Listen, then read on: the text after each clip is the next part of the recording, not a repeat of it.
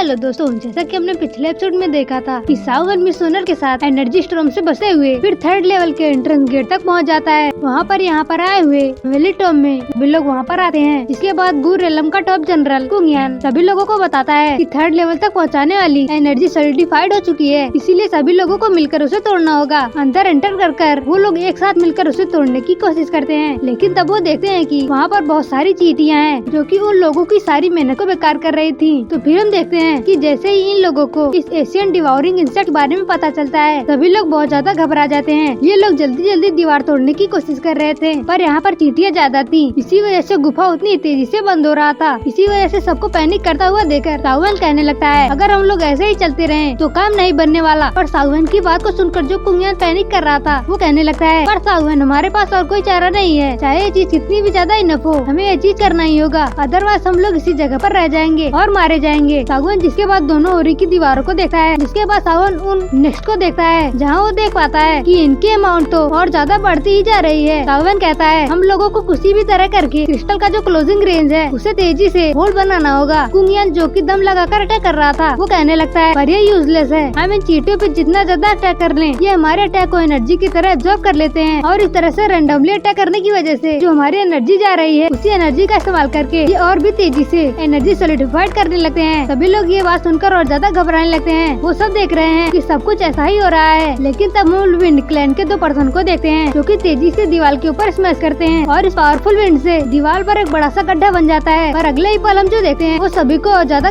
डरा देती है। यहाँ पर जो दीवार थी वो बहुत ही तेजी से भरने लगता है, मतलब की जो चींटियां थी वो कुछ चींटियां सामने की ओर चली गयी है, मतलब की जो दीवार जो तेजी से रिपेयर हो ही रहा था, अब आगे जो ये लोग तोड़ रहे हैं वो चीज भी बहुत जल्दी जल्दी रिपेयर हो जा रहा है, जिसकी वजह से सब आगे ही नहीं बढ़ पाएंगे। ये चीज देखकर तो वो पागलों की तरह अटैक करने लगते हैं, घबराने लगते हैं कि अब हमें क्या करना चाहिए। सभी लोग एक दूसरे का मुंह देख रहे हैं, सभी लोग एकदम हताश हो गए हैं, सभी लोगों को चेहरे पर डर है। लेकिन तभी हम लोग हुनिया को देखते हैं जो कि घबराते हुए कुंगियान के ऊपर सारा दोष डालने की कोशिश करता है और कहता है कि देख रहे हो कुंगियान कि तुम्हारी टैक्टिक्स कितनी ज्यादा बढ़िया थी और अब हम लोग इसी जगह पर मरने वाले हैं। कुंगियान चाहता तो बहुत कुछ बोल सकता था, पर यहाँ पर सिचुएशन लड़ने वाली नहीं थी और ये लोग बहुत बुरी सिचुएशन में पड़ गए थे, इसी वजह से वो कुछ भी नहीं कहता। लेकिन फिर हम लोग सावन को देखते हैं जो कि आगे बढ़ता है और कहता है कि ठीक है, अब मैं एक बार ट्राई करके देखता हूँ। कुंगियान जो कि चींटियों को मारने में लगा हुआ था वो आगे दीवार तोड़ रहा था। वो कहता है कि सावन ये यूजलेस है, ये एशियन डिवाउरिंग डीमन की एबिलिटी बहुत ज्यादा डरावनी है, अगर हम लोग अपनी पूरी ताकत भी लगा ले तो हम इन चींटियों को खत्म नहीं कर सकते। और सावन कुंगियान की बातों को सुनकर कोई रिएक्शन नहीं देता और फिर अपनी मुट्ठी को कसता है और आगे बढ़ते हुए अपने हाथों को बढ़ाता है और एक एनर्जी दीवार से जाकर टकराती है। ये सावन की दावकी नहीं थी, बल्कि ये सावन का पर्पल हेवनली ब्राउन फ्लेम था जो कि मास्टर रियालो की बोन चिलिंग फ्लेम थोड़ा सा व्हाइटिश कलर भी शो कर रहा था। अचानक ही हम देखते हैं कि टर्मिनल में जो टेम्परेचर था वो बहुत ही तेजी से बढ़ने लगता है। सावन का हेवनली फ्लेम बहुत ज्यादा पावरफुल है, इसी वजह से यहाँ का टेम्परेचर बहुत ज्यादा बढ़ जाता है। पर अगले ही पल हमें बहुत बढ़िया चीज देखते हैं कि सामुएल का जो हेवनली फ्लेम जहाँ पर टकराया था उस जगह पर एक गड्ढा बन जाता है। और हम ये भी देखते हैं कि जो एशियन डिवाउरिंग डीमन थे जब वो उस फायर के कांटेक्ट में आते हैं तो वो सारे मरकर उसी जगह पर गिर जाते हैं, मतलब कि अभी भी ये लोग आगे बढ़ सकते हैं। सावन बड़ा खुश हो जाता है और कहता है, लगता है कि अब सिचुएशन पूरी तरह से होपलेस नहीं हुई है, ये जो एशियन डिवाउरिंग इंसेक्ट है वो भले ही दागी एब्जॉर्ब कर सकते हैं पर ये हमारे हेवनली फ्लेम को ऑब्जर्व नहीं कर सकते। सावन की बात को सुनकर इन लोगों की जान में जान आती है और फिर हम लोग हुनिया को देखते हैं जो कि सावन से कहता है कि सावन जल्दी करो, टनल खोल दो। हुनिया ये बात जानकर बड़ा खुश हो गया था, लेकिन सावन हुनिया की बात को इग्नोर कर देता है और फिर उसकी नजर उस रेड क्लॉथ लेडी के ऊपर जाती है, जिससे कि हमने पिछली बार जाना था कि जो ये यान क्लैन के लोग ये लोग भी हेवनली फ्लेम्स कैरी करते हैं। और इस रेड क्लॉथ फेरी के पास उस रेड लोटस फ्लेम है जो कि काफी ज्यादा ताकतवर है। इसके बाद सावन याओ क्लैन के याओ सिंजी को देखता है। याओ क्लैन अल्केमिस्ट क्लैन है और ये जो पर्सन है और इसके पास भी एक हाई ग्रेड का हेवनली फ्लेम है। वो दोनों से कहता है कि तुम दोनों मैं इस टनल को ओपन करने का इंचार्ज बन सकता हूँ, पर मैं ये करता हूँ कि तुम लोग इसमें मेरी अपनी हेवनली फ्लेम से मेरी मदद करोगे, क्योंकि इस जगह पर बहुत सारे इंसेक्ट हैं। मैं साइड में अपनी पूरी पावर लगाकर इस टनल को खोलने की कोशिश करूंगा। पीछे से एक पर्सन जो इंसेक्ट है जो टनल को बंद कर रहे हैं उन्हें रोकने की कोशिश करना, और तीसरा पर्सन यहाँ पर पहले इंसेक्ट को मारना। ये जो 2 बाकी का काम मैं तुम लोगों से डिमांड कर रहा हूँ, आई होप तुम्हारे लिए डिफिकल्ट नहीं होगा। यान क्लैन की जो ये लेडी थी उसका नाम वोजी था, इसकी हेवनली फ्लेम की फ्लेम रेटिंग तो इसका हेवनली फ्लेम जो कि रेड लोटस फ्लेम है वो हेवनली फ्लेम रैंकिंग में 8 रैंक पर अप्लाई करता है। और ये जो आदमी याई क्लैन का जिसको याओसिंजी कहा जाता है ये अपने क्लैन में एक ह्यूमन मेडिसिन नाम से फेमस है और इसकी अल्केमिस्ट स्किल भी काफी ज्यादा एक्स्ट्राऑर्डिनरी है। इसी वजह से इसका जो ब्लैक हेवनली फ्लेम है ये हेवनली फ्लेम रैंकिंग में 10 रैंक पर लाइक करता है। मिस सोनर सावन को सारी बातें बताती हैं। सावन रेड लोटस फ्लेम के बारे में सुनकर एकदम शॉक्ड हो जाता है। सावन ने इससे पहले 8th रैंक का हेवनली फ्लेम नहीं देखा था। अब सावन की बात सुनते ही दोनों ही मंजूर करते हैं, दोनों ही हाँ में सिर हिलाते हैं। सावन बहुत खुश हो जाता है और फिर कहता है, तो आप सभी ये लोग जानते ही होंगे कि इस क्रिस्टल वॉल को तोड़ने के लिए कितनी ज्यादा मेहनत लगती है और हेवनली फ्लेम से इसको ब्रेक करना हम लोगों के लिए कितना ज्यादा एग्जॉस्टिंग होगा। मैं अकेला इसे पूरा बिल्कुल भी नहीं कर सकता था, इसलिए मैंने वू जी और हाउ सिंह जी की हेल्प मांगी। पर हाँ, अब मैं आप लोगों से कह रहा हूँ क्योंकि इसमें हमारी बहुत ज्यादा ताव की जाएगी, तो इसीलिए तो मुझे इसके लिए आप लोगों की एनर्जी कोर भी चाहिए ताकि हम लोग सभी अपनी एनर्जी को मेंटेन कर सके। सावन की बात को सुनकर सभी लोग एकदम शॉक्ड हो जाते हैं, पर कुंगियान और गू क्लैन के कोई भी लोग इसमें कमेंट नहीं करते। सुमन ही मंजूरी देते हुए हमें सिर हिलाते हैं। बाकी जो दूसरे के क्लैन के लोग वो भी पहले तो थोड़ा सा हेजिटेट करते हैं, लेकिन फिर सिचुएशन को समझकर हमें सिर हिलाते हैं क्योंकि अभी ने सभी लोगों ने एक्सपीरियंस किया। ये सभी लोग एक साथ मिलकर भी एनर्जी क्रिस्टल को इतना ज्यादा थक रहे थे, तो अब तो पूरा काम सावन ही करने वाला है, तो उसे कितनी ज्यादा थकावट होगी ये सब प्रेडिक्ट कर सकते हैं। तब हम लोग लाइटिंग क्लैन के ली क्लैन के लोगों की बात सुनते हैं, जो कि तुरंत ही अपने एनर्जी कोर वाले बैग सावन की ओर देते हुए कहते हैं कि ब्रदर सावन भले ही स्ट्रीट फॉरवर्ड कहें, पर जो भी कहें ये पूरी बात रीजनेबल थी। ब्रदर सावन ये सारे एनर्जी कोर्स हैं जो कि हम लोगों ने इतनी समय में इस जगह से गदर किए, प्लीज इसे आप लीजिए और इसका इस्तेमाल करिए। ली क्लैन के लोगों को शुरुआत करता देख सभी लोग अपने अपने एनर्जी कोर का बैग सावन को देने लगते हैं। सावन स्माइल करता है, सारे बैग्स को रख लेता है, लेकिन फिर वो उन्हें और उनली को देखता है जो कि चुपचाप बस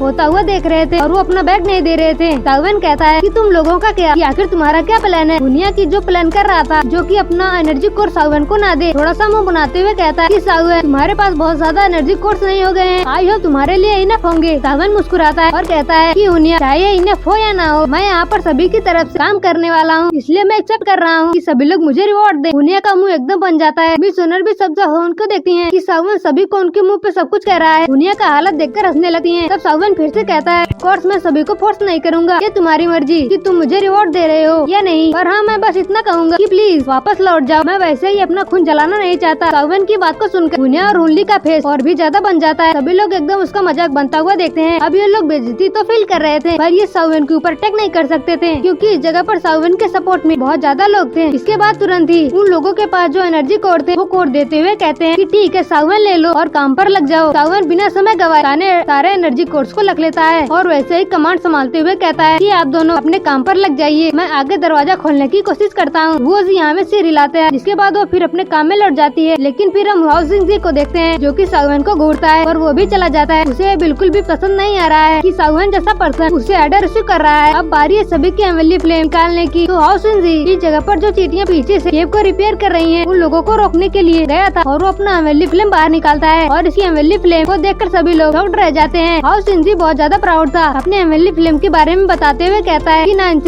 विंड फ्लेम ये हेवनली फ्लेम रैंकिंग में 10th रैंक पर लाई करता है। सावन भी सरप्राइज था। सावन ने इस फ्लेम के बारे में सुना था पर वो उसे पहली बार अपनी आंखों से देख रहा है। और अब मैं इस हेवनली फ्लेम के बारे में आपको बताता हूँ। ये फ्लेम बहुत ज्यादा रेयर है जो कि बहुत ही मुश्किल से मिलता है। कहा जाता है कि ये चीज एक एम्प्टी रियलम में फॉर्म हुआ था, एक बहुत ही गहरी केव में। वो केव बहुत ज्यादा ही बड़ी थी जहाँ पर हमेशा ही बहुत तेज हवाएं बहती थी और वो जगह इतनी ज्यादा खतरनाक थी कि इवन एक एलीट 1000 वहाँ पर एंटर करे तो वो भी बहुत ज्यादा इंजर्ड हो सकता था। सावन समझता है कि जरूरी है जो याओ क्लैन है ये इस फ्लेम को पाने के लिए बहुत ज्यादा मेहनत किए होंगे और बहुत सारे एक्सपर्ट की इसमें जान गई होगी। लेकिन इसके तुरंत बाद वो जी अपना रेड लोटस फ्लेम बाहर निकालती हैं। रेड लोटस फ्लेम और भी ज्यादा मैग्निफिसेंट था। 9th हेवनली फ्लेम जो कि निकलने के साथ बहुत तेज हवा कर रहा था। वो रेड लोटस को फ्लेम को देख एकदम घबराने लगता है। ऐसे 8th रैंक का है और red lotus flame 8th rank का है, तो हेवनली फ्लेम दूसरे हेवनली फ्लेम के ऊपर अपना दबदबा जमाती है। तो याओसिन जी का हेवनली फ्लेम एकदम घबरा कर अपने लैपटॉप को कम करने लगता है। कुंगियान शॉक्ड होते हुए कहता है तो अच्छा ये यान क्लैन का रेड लोटस फ्लेम है। वो जी अपना फ्लेम दिखा सावन को देखने लगती है। वो देखना चाहती है कि सावन का हेवनली फ्लेम कितना ज्यादा ताकतवर है। फिर सावन की बारी आती है और सावन जैसे ही अपना हेवनली फ्लेम समन करता है उसकी 5 उंगलियों से अलग अलग फ्लेम निकलती है, जिसके बाद वो फ्यूज होती है और उसके बाद एक बहुत बड़ा सा पर्पल ब्राउन एनर्जी क्रिस्टल बनाती है। वहाँ पर एक ड्रैगन बाहर निकलता है जो कि एक भयंकर दहाड़ लगाता है। इसकी फ्लेम को देखकर बाकी के दोनों फ्लेम और ज्यादा घबरा जाते हैं और इसी बात के साथ ये एपिसोड यहीं पर खत्म हो जाता है। Thanks for watching.